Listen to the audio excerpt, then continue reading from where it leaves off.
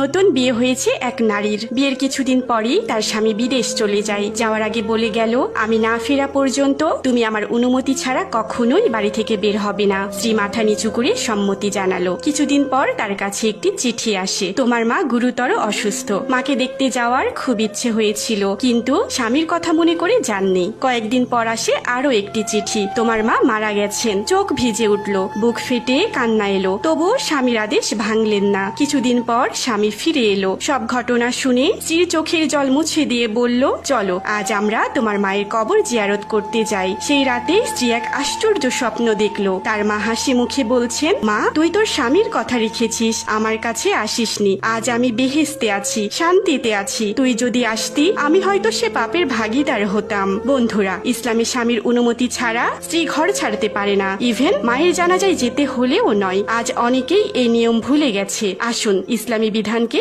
সম্মান করি। আল্লাহর সন্তুষ্টি আমাদের সবার লক্ষ্য হোক।